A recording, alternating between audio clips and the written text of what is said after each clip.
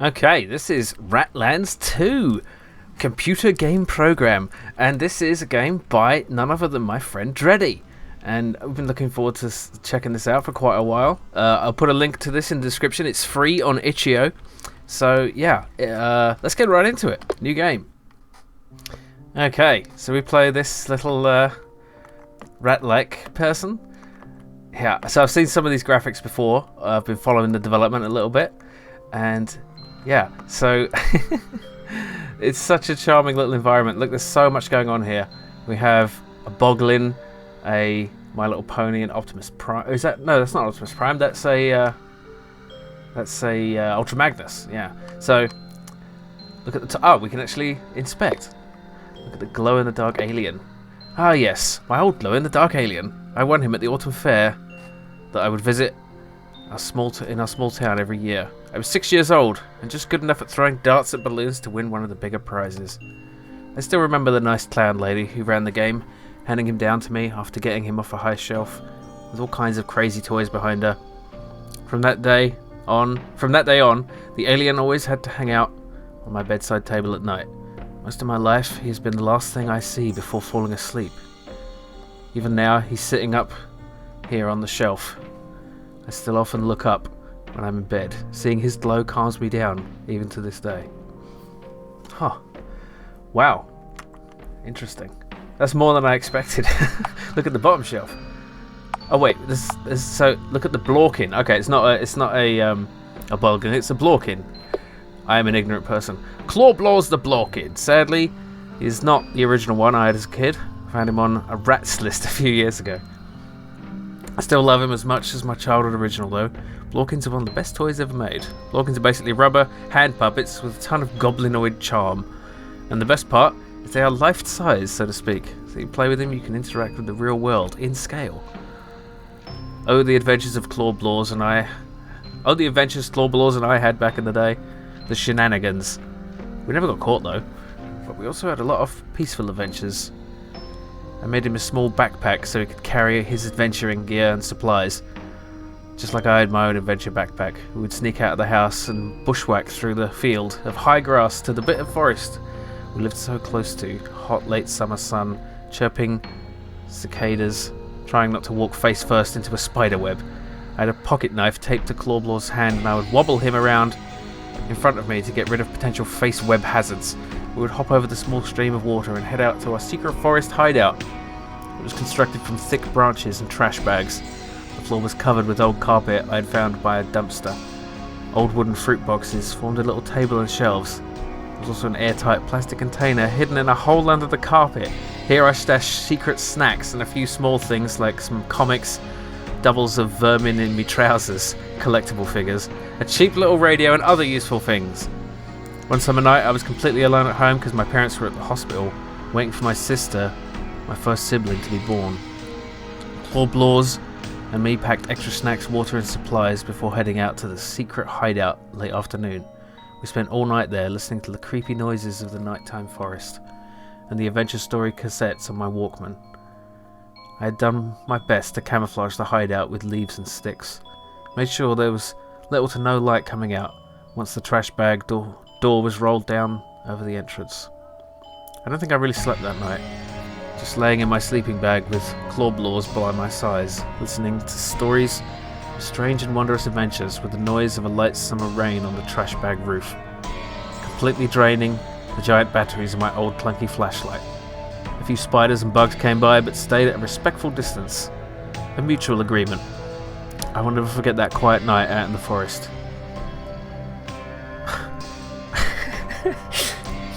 It was one of the happiest I've ever been in my life, and Clawblaws will always be a part and reminder of that time. Oh. Why am I getting emotional? Stop it! Of what life can be when you're a kid home alone during the summer break. All I did was look at a Boglin. I'm not ready for the feels. Stop it. Give me the jokes. Hey, the alarm clock isn't working. Wait. Oh yeah, the green locomotive alarm clock. The green locomotive from Ratlands 1 is an alarm clock. I never turn it on though, because I hate alarms. Just enjoy having it sit there and the glow of its LCD at night when I'm in bed. Okay, that was an item description that didn't make me cry. Good. I can't... Okay, let's get on the computer though. Let's check our email. Oh, play Ratlands 1. No, let's do that. Let's make this a full Let's Play. You get lost in your favourite game for a while and add more time to your about 10,000 hours of time played. You already have every achievement, hold the high score for your local Ratlands 1 leaderboard, and have the best equipment possible. But you still like casually walking around in the game and enjoying that familiar atmosphere. Watching the in-game sun go down behind the old train yard with the green locomotive, and the breathtaking nighttime sky with all those stars slowly taking over your view as another Ratlands night falls. Then you go and fight some mutants for items and rat coins. Time flies by as usual when you enter the Ratlands 1. Ratlands 1. Man, you really can't wait to get your hands on Ratlands 2. Oh god, it's so meta! There's chips here. Eat chips, yes. I will eat one singular chip. Crunch. Jeez, these are old and stale. I will eat another one. Crunch. Delicious. Can we inspect the tower? Look at PC. My PC's case is ancient, but the hardware is halfway current. Maybe like 3 to 4 years behind. I always keep slowly upgrading when a part falls too far behind in age, and I can't play the more or less new games I want anymore. I mostly only play older games and low requirement indie games anyway, so no need to stress about having one of them new fancy super fast graphic cards, etc. The only new game I'm waiting for is Ratlands 2 anyway. I made sure I had my PC upgraded to a point where I can comfortably play it. And while the new game isn't extremely graphically intense, the fine people who work on it use a more cartoony, low poly count style, so it runs perfectly even on older PCs. That way more people can play and enjoy. Ratlands 2, which will be the best game ever since Ratlands 1, which is the best game in the world. I can't wait to go on another train track journey to the Ratlands. I wonder if Conductor Rat will be in Ratlands 2. They're one of the most iconic NPCs ever created. Maybe they even added a romance option for this time around. And if not, I hope they at least show you the plans to build the new big fricking mutant slapper. The new weapon that has been revealed in the trailer. I just realised there's different facial expressions for each of these lines, which is really cool. I was mostly looking at the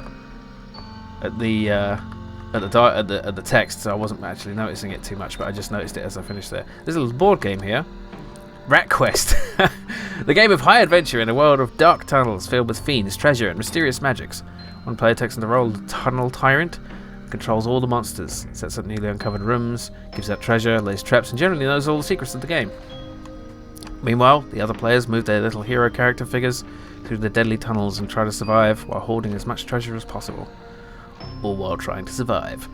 But as I am normally the mighty and mischievous Tunnel Tyrant, they rarely stand a chance, unless they manage to outwit me, Terror of the Subterranean, the mighty... Well, you get the idea. Of course, I haven't played with this with actual people in years. I just kind of play with myself. Get your mind out of the gutter!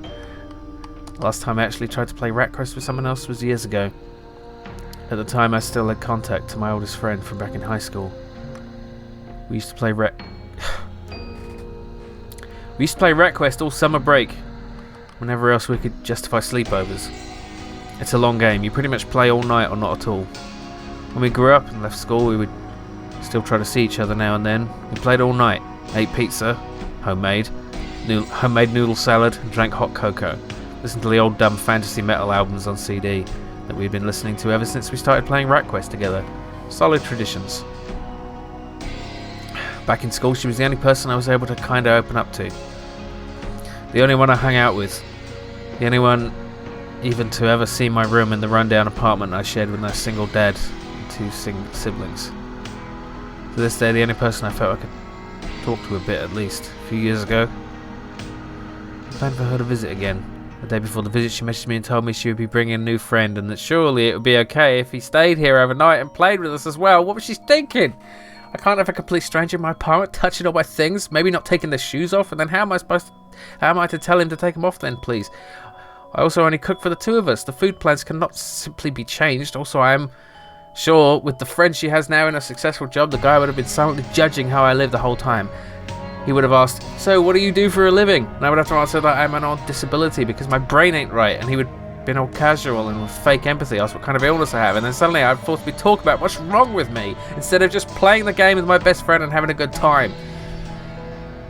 having one of the few highlights of the entire year. Well, I messaged her that I'm sorry, but I have to cancel because I have the flu all of a sudden. A lie, of course. She messaged that the two of them would totally like to maybe come by when I feel better. That's when I started ghosting her. Instead of asking for her to come alone, I just ghosted her. She never caught on to what was actually wrong. She still tried to come by with him. Every one of the few times she still bothered messaging. She used to know me. Back in school, she would never have tried to bring a stranger. And she knew I was freaking afraid of conflict, that I would not be able to even ask her to please come alone. She stopped messaging. Fucking hell. Dready, you didn't warn me this would be such a gut punch. She stopped messaging after a few weeks. We've never talked again. Oh, fuck me. And I have the game sitting here ready to play ever since. Sometimes...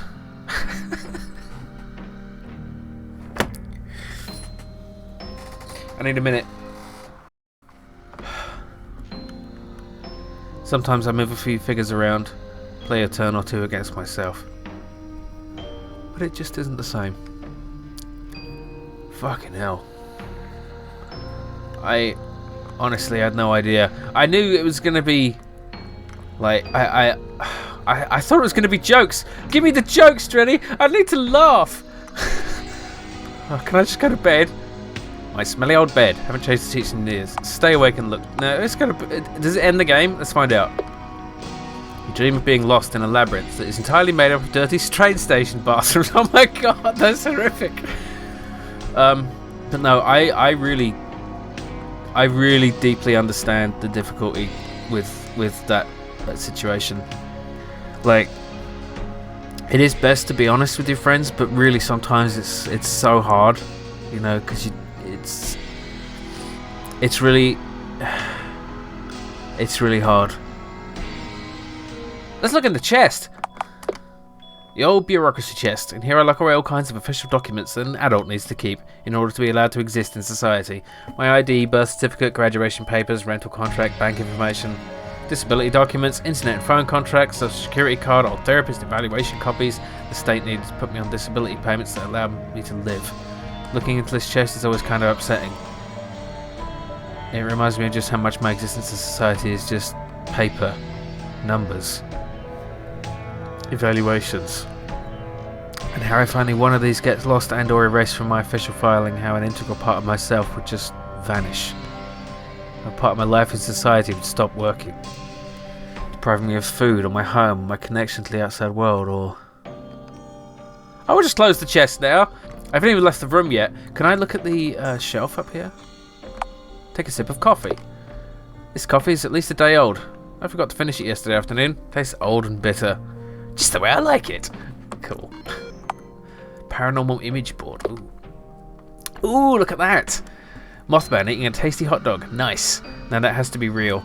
Everyone eats hot dogs after all. This is a piece of artwork you can get on Dready's Redbubble shop. On t-shirts and stickers and a poster probably. And like, I don't know, all kinds of crazy shit. So go to Dready's Redbubble shop now and support her because she's awesome. What else? Check email. Hey kiddo, it's Dad. Oh wow. Scrolling text. Hey kiddo, it is me, Dad. I need to talk to someone again. And you know I can't burden your siblings with my problems. Your brother just got married, and your sister is still on a dream vacation. You were always the mature one, the one who always had an open ear for me. I've been thinking a lot about going for a night drive with a couple bottles of booze again. Listening to my old band songs at full volume and just, you know, find something nice to crash into at maximum speed, go out in a bang, in a big, bright fireball. But I'm still too much of a wuss. I will send you a special electronic mail before I actually do it though. Promise. What the fuck, Dad? You can't... That's her... Get a therapist. Jesus. Anyway, thanks for listening to me. I will write again very soon. Your loving father. Are you fucking serious? Holy crap. Oh, you can speed it up with the button. What an email! Jesus Christ. Okay, let's Ratflix payment. You have authorized the payment to Black Ratflix. Please enjoy another month of entertainment. Stay ratical. Play Ratlands 1. You get lost in your favorite... Oh, wait. We already did this. Shit. Oh, no. I'm playing again. Okay. Wait. Email Ratlands 2 pre-order. That's what I meant to do. We regret to inform you that Ratlands 2 game disc cannot be delivered to your specified drop-off point under Apartment 6 doormat. Our delivery specialist was not able to locate a doormat in front of Apartment 6. Instead, they delivered your order to the mailbox associated with Apartment 6. With this delivery, we have concluded the purchase contract and declined all responsibility for the delivered item to your point. At this point on, we hope you enjoy your ordered item, Ratlands 2 game disc.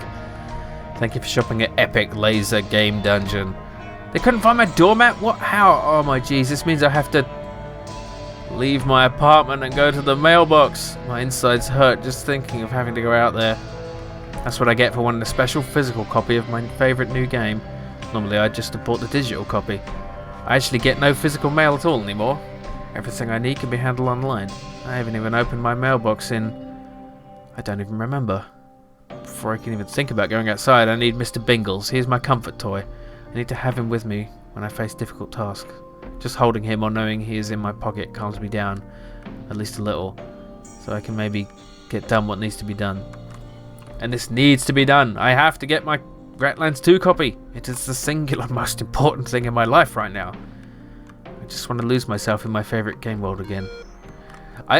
It's actually really clever. I really like the fact that the game is called Ratlands 2, but this isn't Ratlands 2. This is a game about... Ratlands 2 is a game about a game called Ratlands 2 in this world. It's really... I like that. It's sort of meta and clever and brilliant.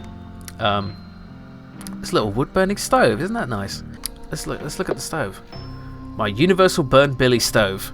It was already installed in the apartment when I moved in. It can burn and generate heat from pretty much anything, so I end up burning most of my trash in it, so I only have to take it out on very rare occasion. At the bottom of the stove is a little trapdoor with a chute under it that leads all the way to the big ash collector in the basement. It's very practical, especially for someone like me who rarely leaves the apartment.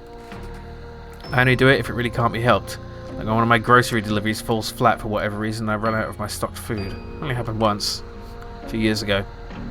Since then I've been making a point of always having several weeks worth of food at home. Even if it's all ramen and I start feeling sick after a few days. I always feel miserable anyway, so I don't mind the extra misery too much. Every few weeks I sneak out with my unburnable trash late at night, and I can be sure no one in the house will be in the hallway. I made the mistake of talking to one of my neighbours once, and ever since, when she sees me, she will stop and entangle me in one-sided conversation for at least 15 minutes while I get more and more uncomfortable. At some point I just want to run away, flee in a panic. Every other neighbour that walks by while I am her prisoner makes it worse, staring at me, judging me for my old and most likely smelly clothes, and also just for being a rat. Rats are rare in this part of the country, so I get a lot of weird looks and racist reactions anyway. Whenever I actually have to go somewhere outside. It's not the main reason why I like to stay inside my apartment. When I'm outside I just feel like I'm about to die. Like it could happen any second. And I know that's dumb in years of therapy when I still had a therapist help me find ways to cope a bit, but even with all those mental tools, the feeling will never go away. It will never change. It takes so much strength just to be walking to a store or the post office when a delivery service refused to drop a parcel off at my door for whatever reason. When I come back home after something like that, I feel exhausted and afraid for hours. My stomach hurts and won't stop until I manage to come out the other side, cutting panic clawing up my bones. But anyway, this is my stove. It keeps my room warm in winter. The rest of the apartment is unheated, so when it's really cold, I mainly just stay in my little room here, just venturing through the cold rest of the apartment for food. Or to use the bathroom now and then, like some kind of Arctic explorer wrapped in a thick blanket. It's pretty cozy once you get used to it. It's like winter shrinks my world down even more, putting my life's focus on one warm, glowing room. It's all that exists. Everything is familiar. Nowadays I always kind of look forward to the winter. Alright, let's actually step outside. There's actually still more to explore here, but there's more of the apartment as well. Look at this! Ultra Rat! No, I want to look at the Ultra Rat poster. Oh, it's just there. Actually, let's look at this glowing skull. Decoration boxes. My decorations! Some almost as old as I am. Mostly cheap and plastic, but I don't mind. Even just looking at the boxes always makes me happy. And soon it'll be time to set them up again. Can't wait. It's always so nice to turn the old apartment into a magical place of seasonal wonder. At least for me. It's almost like going on vacation, even though I'm staying right where I always am. Whatever old thing I do feels more special with seasonal decorations around me. Watching a movie, fitting the atmosphere around me, maybe even dressing for the occasion a little, even though no one but myself will see it. And it always brings back memories of childhood wonder and adventures. Decorating and enjoying my decorated apartment is one of the very few highlights of my entire year. And this year it will be just as amazing as every year before. Book boxes. Keep all my books in these boxes ever since I moved in here. One day I would like to have them all sit nice on a bookshelf, but until I figure out how to get a bookshelf without having to let any strangers into my apartment, they will have to stay in the boxes. Maybe one day I'll manage to go out to a furniture store and get one of those light plastic shelves so I can carry it home myself. It would still mean having to go out there, far from the apartment too, most likely, so the chances of me just randomly having enough strength for such an undertaking one day are rather slim. And I'm not sure it's worth it just to have my books sit on a shelf. It doesn't really bother me to have them sit in boxes in the hallway. I mainly use my ebook reader these days anyway. I love these. Look at it, the pixel art is really nice. It has a really, really lovely atmosphere. Okay, this is outside. We're not going outside, not yet. Just an extra box of ramen. Had no space in the kitchen for it, so it's sitting here. Okay, so this is the bathroom. Rats. Laundry basket. This is where my dirty clothes go. But my washing machine stopped working 2 years ago, so now I have to do my laundry in the bathtub, which is kind of hard work. So I often just fish whatever I need that's the least stinky out of there and put it on. I'm ashamed of this, but I can't deal with strangers coming into my house to deliver a new washing machine. Thought alone makes my stomach feels like it's filled with battery acid. At least washing my clothes manually in the tub is a bit of a workout, which is healthy for someone like me, I guess. Holy crap. Open washing machine. You see a single sad looking crumpled up sock to the back of the washing machine drum. I could take it out, but I'm certain I do not own the second sock of the pair anymore. Might as well leave it in there. Toilet. Use the toilet. It is time to piss.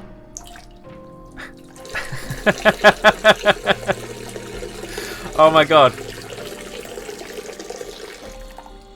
That's too real. Much better. Thank you for that. Lovely bit of highly realistic pissing. Oh look, there's a squid. Look at the squidopus. My old rubber squidopus. Had that guy since I was maybe 8 years old. At the time, my favourite book was about a little monster that got found and taken care of by a lady. It lived in her attic where the lady made sure the little monster had everything it needed. A radio, picture books, lots of pillows and blankets to build forts with. Also a plastic tub of water so the monster could bathe its toy squidopus the lady had won for it at this fun fair, where she had found the little monster. I was obsessed with this story back in the day. I wanted to live in an attic, like the little monster, a hidden secret life, and I wanted a squidopus toy so bad. I had to save a lot of my allowance to go and buy one at the small local toy store. The owner was nice and had one ordered in, just for me. For some reason, squidopus toys were quite hard to find. Surprisingly enough, especially rubber ones that would be waterproof. Plushies were easier to get, but I wanted to bathe my squidopus, just like the little monster. To this day, the squidopus is one of my most treasured toys and has lived here in the bathroom ever since I moved in. I still take him into the tub with me whenever I actually take a bath. Let's see. Take a bath. Do you smell? No, you take a bath. I'm okay with my smell. No one else has to smell me either. Leave me alone. Also, I'm just too darn exhausted to wash myself. I don't think I can stand the sensory ordeal right now. As long as no one else has to suffer my stink, it is A-okay. Yeah, fuck you, player character. I mean, player. The player character refuses. Look at the tile stickers. Those decorative tile stickers were already there when I moved in. They look quite old, 30 years maybe. I think they are cute and have a certain charm, like many things from that time. Oh yeah, little fish and starfish, little boats. Just because something is old doesn't mean it's obsolete. I find old things comforting, gives me hope that I too will be able to survive the turmoil of existence and live to a halfway old age at least. Not sure that's realistic with the trash way I live and feed myself though. Yeah. Ha. Laundry.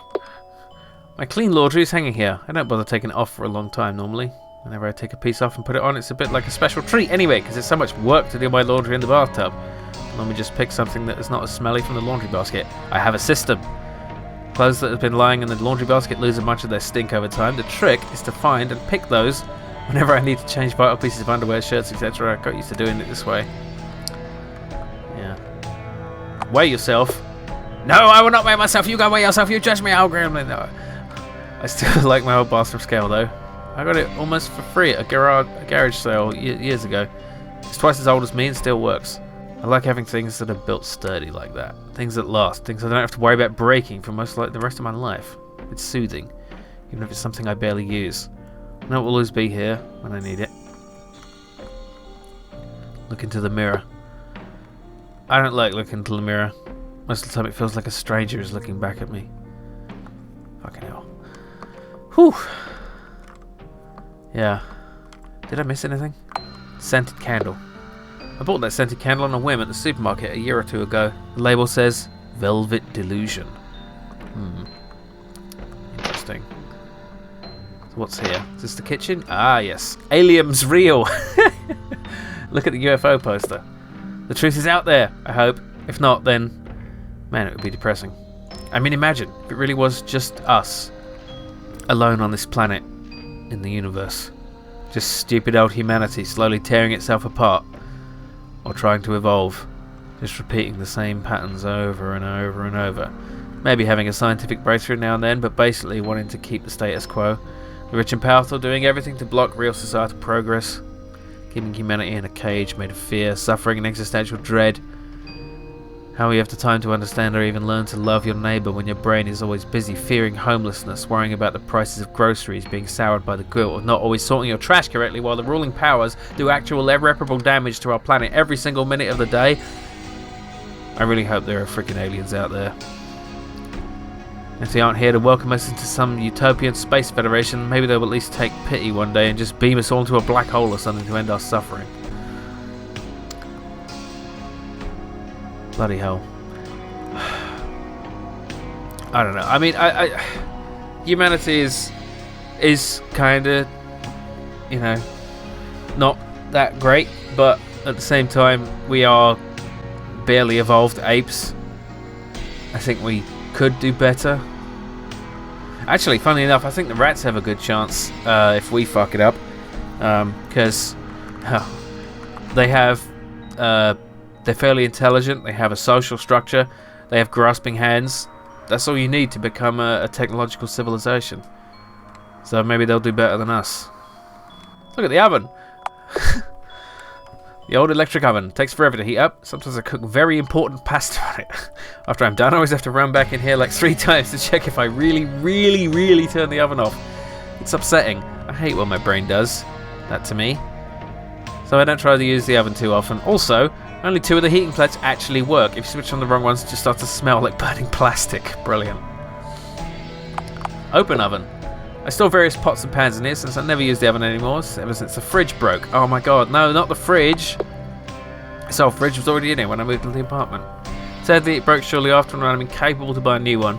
I have enough money saved up, but I can't order one enough strangers come to my door and also into my apartment to deliver it. The thought alone turns my stomach fluids into what feels like battery acid. I ended up only ordering groceries that don't need refrigeration, so my broken fridge is now mainly storage for pasta, canned food, sealed MRE bread, drink powders, vitamin supplements and long-lasting snacks like cheap store-brand chips, some licorice crackers and cough drops. Occasionally when I get something out of the fridge late at night, I feel like I can hear the faint sound of the fridge motor still humming, like it's still alive on a different frequency of reality. Like a parallel universe where it still works, just a tiny difference in existential vibration away. I should stop staring into the fridge this long, it always makes me feel weird. Let's just take a look at what we got here. We have egg. Get egg! Oh boy, I could really go for one of those delicious pickled eggs right now. Who could resist such a treat? You climb on top of the counter and really stretch your floppy noodle arms until you get hold of the egg jar. Really, you unscrew the top, put your whole lower arm into the egg pickling juice as your grabby hand is on the hunt for the ultimate game. Egg. Your fingers finally close around one and jank it out of the jar like an old tooth. An old, delicious, eggy tooth. You carefully place the jar back on top of the cabinet and climb down. Then you quickly scurry into the corner of the kitchen and viciously devour the egg, facing the corner but now and then taking quick paranoid glances over your shoulder, making sure no one is trying to steal your egg. Just to be safe, you try and make your butt as much of an obstacle between the potential egg thief and your egg as possible. You are done eating in moments, but for some weird reason, eating the egg always really stresses you out. The delicious egg experience is 100% worth it though. You lick your fingers clean and start casually washing your face and head using your own saliva, then stare into the void for a few minutes as your primal natures slowly take a back seat again. Oh wow, we have lots of options here. Open drawer. The drawer mainly holds your random assortment of cutlery, as well as a pile of small ketchup packages, plastic straws from a certain fast food place, a bunch of these little plastic fish filled with soy sauce, a rusty bottle opener, a little plastic elephant, and a plastic ice cube tray that can be used to make fun little animal ice cube shapes. Boundless summer fun. I just love how everything has a story. This is so thick with detail. It's marvelous. Do dishes. I feel like this is going to cause an angry reaction. No, you do dishes. Do them yourself, you dish-tater. I am you though. You did the dishes. Switch on chicken radio. Yeah.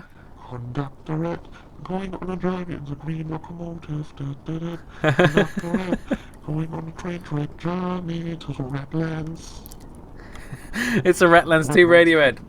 Not available in every GameStop. What? Around here for $29.85. Ask your parents before you buy it. Also has some movies in it. Yeah, the reception here is horrible. I couldn't make that out. That's brilliant. Eat goat pops. Goat pops, my favourite cereal. Sadly, I can't really have milk around because it doesn't keep long enough. I only order new groceries every few weeks. Also, goat pops started giving me stomach cramps, even when I had them without milk as a snack. So now I just have this empty goat pop sitting here. A nice reminder of the time my body didn't actively reject one of my favourite foods ever since I was a kid. Of course, they were named Captain Goatman cereal back in the day. The company rebranded them to Goat Pops a few years ago to be more hip with the youths or something. I gotta say, this is really not what I expected. Like I thought it would be mostly like humor based, but it's this story of a lonely person having a really hard time, and it's it's really fucking emotional, and I wasn't ready for it. Open bottom radio. Bottom cabinet. It's filled with bones! Well, plastic bones. Several spooky plastic Halloween skeletons of various sizes. I don't have anywhere else to put them. The decoration boxes are all full. So they have to live inside this kitchen cabinet mostly, yeah, just hanging out until it's time to rise once more and enter the realm of the living. Yes. Top cabinet. I stored a few plates and bowls I own in here. Most of them are from different sets, so they are all kinds of different colours, sizes and shapes. Some are very old ones as well, with proper granny decor. Those are my favourites. I always end up using the same plain ones though. I like when there's a mismatch of plates. Make some coffee. You quickly make some cheap instant coffee with the help of your trusty electric kettle. You're barely aware of the process, it has become so routine to you. The hot beverage tastes just like what it is, cheap but caffeinated. The taste barely registers in your brain anymore. You put the mug back on the counter without cleaning it. Probably still has a few more days of coffee refills in it before you bother to clean it, or at least using a different fresh mug.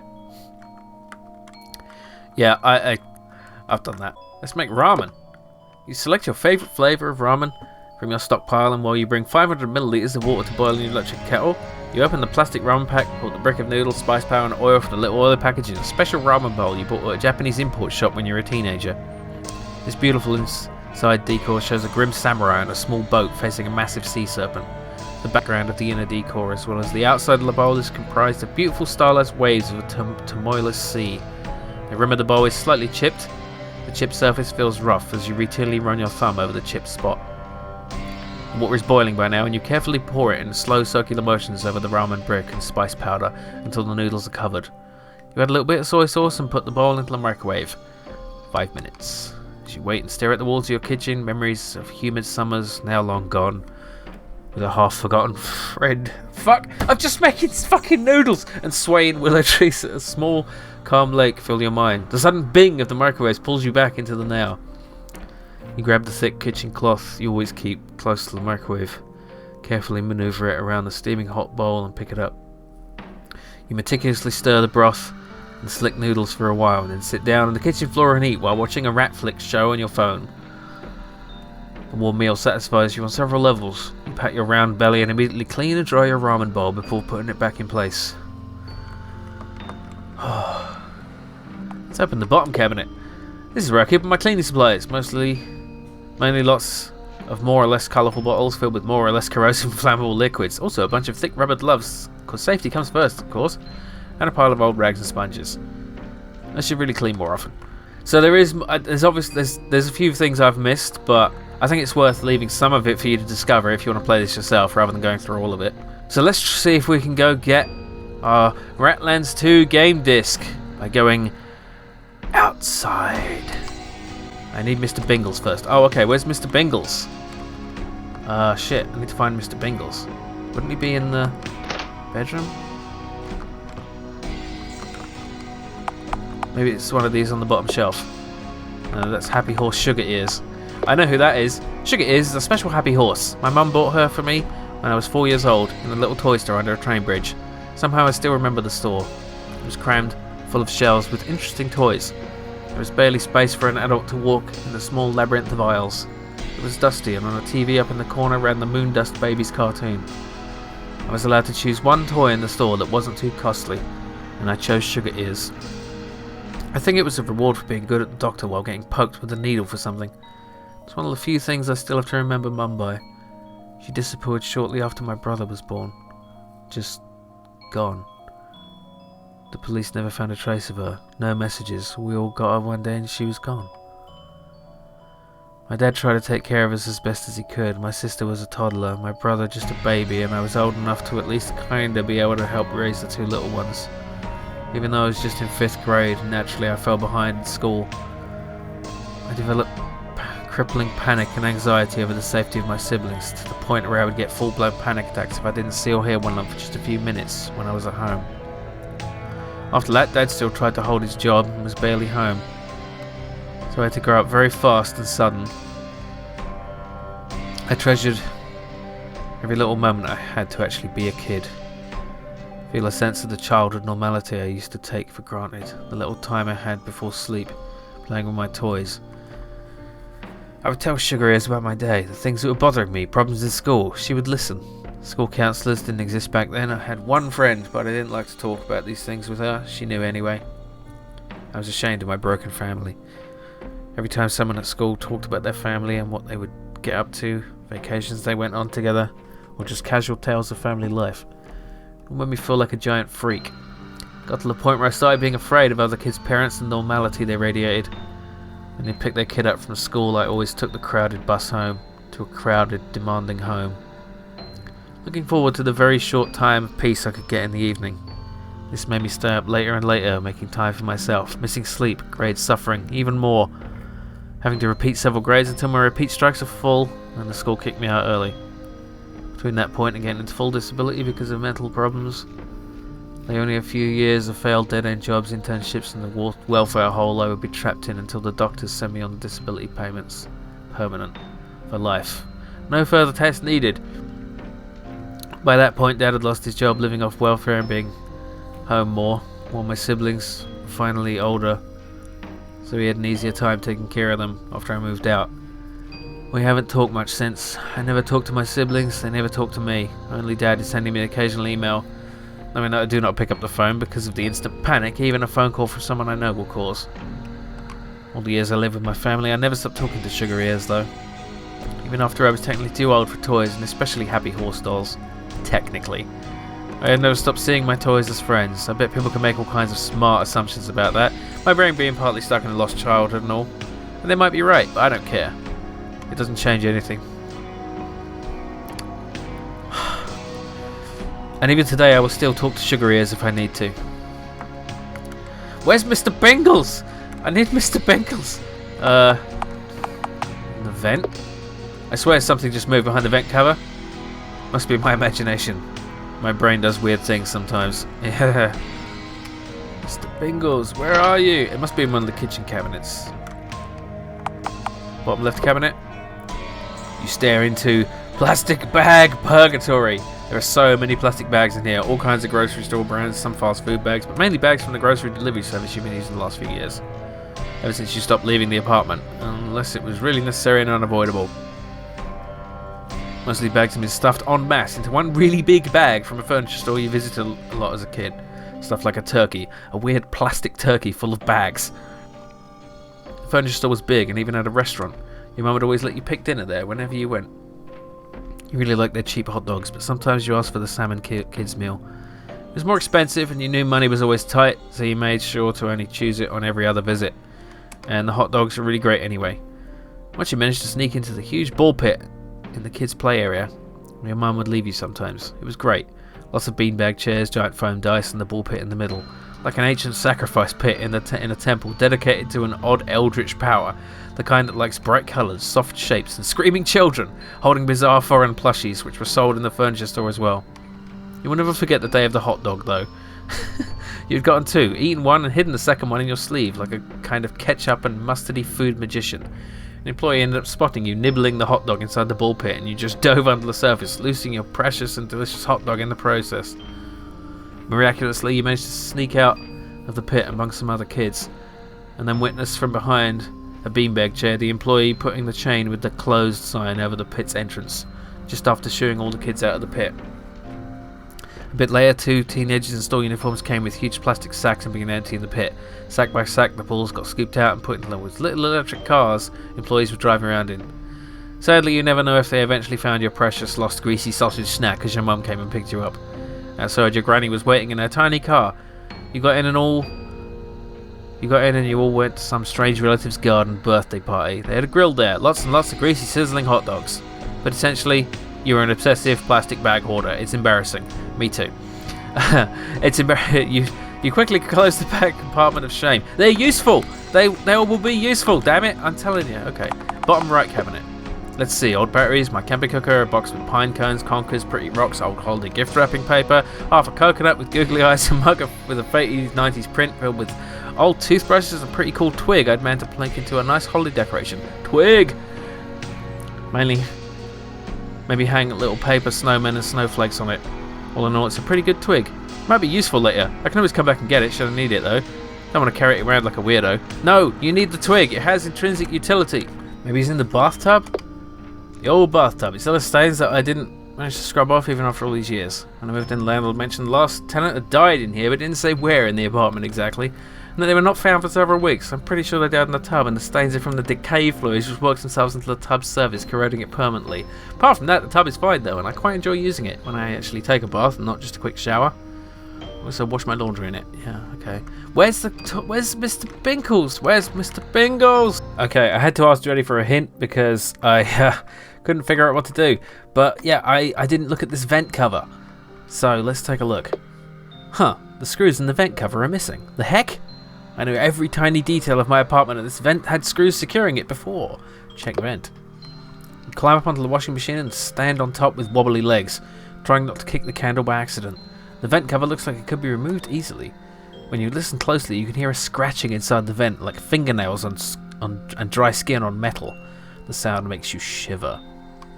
Take off the vent cover. You can see what looks like a hand on a long wrinkly arm retracing fast into the depths of the vent shaft. It has something behind though. What the hell?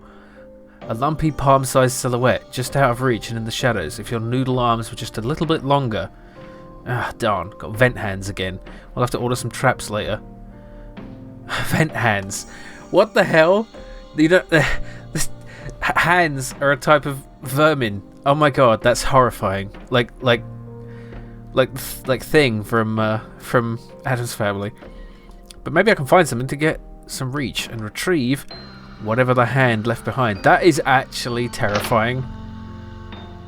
But yeah, I think it's there was a twig in here, wasn't there? A useless twig.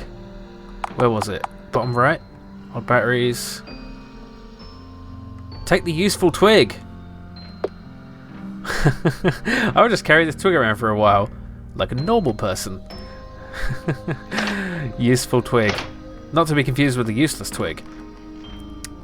Okay. Use useful twig. You skillfully use the twig as an extension of your arm, and after some prodding and futzing, you manage to get hold of the lumpy thing and pull it out. It's Mr. Bingles! There you are! I'm so happy to have you back. That thieving hand almost carried you away. I'd have been heartbroken. Oh, look at how cute and terrifying he is. He's an astronaut clown. Now that I have you back, I am more confident I can face the outside world for at least a little while. Into my pocket you go. You get some spare screws and secure the vent cover back in place, making sure the screws are extra tight this time. Yeah, bloody hands. Okay, we've got our security toy. We can venture forth. Oh no. Oh no. The heck? Where's my doormat? Did someone really come all the way back here just to steal my old dirty doormat? Why? I'm so mad at whoever did that and subsequently forced me to come out here. Okay, Mr. Bingles, we can do this. No, there's a horrible person coming close to us. Maybe. No, I don't want to. Leave me alone. The ramen trail leads to my neighbor apartment's door, but it's been empty for years after really bad water damage. The landlord never fixed it up again, and there is always this smell coming from the door. Mold, mildew. And is there a new smell? It smells like death. Oh shit. What? No! Oh, fucking jump scares. A spittle lands in your face. I always meant to ask, are you a boy or a girl? One of her teeth falls out. She swallows it. Oh my god. Back in my day, everyone would dress normal, so you could easily tell who's a male and who is a female. Today, the youth just tries to trick us. Look at this character. Hideous. Abscond. Yes. No! Oh. Breathe in your face. Someone is leaving illegally big trash bags in the dumpsters. You would never do that, wouldn't you? No, ma'am. I'm so glad to hear it. Having to call the police on you would have hurt me deep in my soul. My heart is just too big. Fake getting a phone call. Excuse yourself. Good thinking. Okay, no! Let me past. I want to touch your ears. Rat ears are so exotic, and you're the only rat I talk to. Not a criminal like your others. I'd rather you did her long, sticky fingers touch your ears. Oh, it feels so weird. Do you wash them like normal ears? Something crawls off her hand into your ear. Oh my god. Pretend you have something baking in the oven. This is what social interaction is like. Oh my god. It says rat rum. What the fuck? Sounds like someone is bouncing a tennis ball or something off the wall in there. Over and over and over. The sound has a weird echo, more like a big hall and not an apartment. The air around the door is unusually cold. I better keep going. Yeah, it's coming towards us. Oh, outside is horrible. Just a normal apartment door. I don't know who lives here, but just as with all the other apartments, it seems like the doormat has been stolen. Weird. I have to keep going. No! Weird slime oozes out of her eyes. I will vote for the anti-rat party this election. They will get rid of crime rats, so leave them big bags in the dumpster. But she drips a fluid. Ugh. Oh, don't worry. You're one of the few good rats and can stay here in our country. I like you. Pretend you have to pee bad and flee. Shit, shit, shit. Death, death, death. What the fuck? What happened here? This apartment sure wasn't a crime scene last time I came by here. And I can barely remember the last time I actually made it as far as my apartment. No! Like, he wraps a tentacle around your neck. My telly has a problem. You know the electric technology's right. Come to my apartment and fix it. You can't breathe. Struggle. She drags you over the dirty tiles of the floor to her apartment. You can't breathe. Stars start dancing in front of your eyes. Your body goes limp. Your last thought is of the green locomotive. No! No! No! No! Fuck! I didn't know you could die! Jesus. Oh, fuck. Okay, I did save, so... I saved. I'm so glad I saved. Okay, get the twig. Okay, let's do this and get back to where we were. But yeah, oh, yeah. I've struggled with social anxiety a lot of... much of my life, and... It's, oh, no, no, no. No. No, leave me alone. Yeah, and, so some of this is quite familiar, and I think it's, oh god, this is horrible. This is horrible. What's happening? And, like, it might not, it might seem, like, odd to some people, but, yeah. This is where my nosy neighbour lives, I think. Better keep going. Aha! Which apartment are we? I don't know that we can interact with these. Oh, open mailbox. There we go. Jeez, feels weird opening my mailbox after all this time. Let's get it over with. Put the tiny key in, turn it. And there are so many advertisement flyers in here. Jesus Pabibus. Let's get rid of those right away. Big Henry Big Peck's Bodybuilder Shack. Really? Why are there 20 of those flyers alone on here? My game has to be in here somewhere. What if it didn't fit right? I'm just half poking out the mailbox and someone stole it. Oh no, no, no, no. Oh jeez, keep digging. Phew, there it is. A mint copy of Ratlands 2 inside a nice brown cardboard envelope. Now I just have to make it back to the safety of my apartment. Maybe my nosy neighbour has left by now, but most likely not. I will not even remotely consider stepping through that door. I can hear people outside. It sounds like dog walkers. Oh, look at the bin. It's got flies coming around it. Oh, this place is horrible. There's fucking... Oh. Look at this. This is horrific. Where is she? She's here somewhere. Where is she? Ah! Okay. Alright, let's try to get around. Good. We did it. We did it. We did it. Okay. Oh, look. It's the last ramen shipment we're waiting on. Never even got a delivery message for it, and someone or something tore the box up and made a mess of shredded ramen packets. I mean, I can order a new box, and I'm not short on ramen yet, but Jesus, freaks me out more than I already am after leaving the safety of my apartment. No! Oh, that's horrid. No, it's not me. Go away. I'm leaving. You can't follow me. Is the door locked? I hope the door's locked. Okay, I have the game. I can go play my game. Play Ratlands 2. That ends the game. We'll walk around some more. Oh, this is like such a beautiful game. Like, obviously I'm biased because Dready's a friend of mine, but like, it's really. I thought it was going to be like just you know, mostly fun jokes and stuff, but it's really got this emotional core to it. I find really powerful, and I identify with it a lot. Like I said, I've struggled with social anxiety. There were times I couldn't go into a shop if I have to talk to someone. You know, I still have difficulty calling anyone apart from like close friends. Yeah, I don't have it as bad as our rat friend here, but you know, there are a lot of people struggling with this sort of thing and just trying to get through the days. And you know, when you're on the autistic spectrum or something like it, the world can seem a very confusing and hostile place. Yeah, this game really captures that quite well. And yeah. Anyway, let's play Ratlands 2. Well, that's what we just did, kind of, but here we go. It is time to play. And it was glorious. Aww. Thank you for playing Ratlands 2. Special thanks, Holly Cheer, Jim Plays Games, Little Maniac 666. Sorry, I can't read that. My WIH and the songstress. Find your happy place. Oh, that was wonderful. Thank you, Dready, for making that and sharing that with the world. And thank you everyone for watching. I'll put a link in the description to this game if you want to play it yourself and maybe find some dialogue options I didn't. And also to Dready's Redbubble shop, where you can find stickers and other things that you can get to support Dready. And yeah, thanks for watching. I'll see you next time.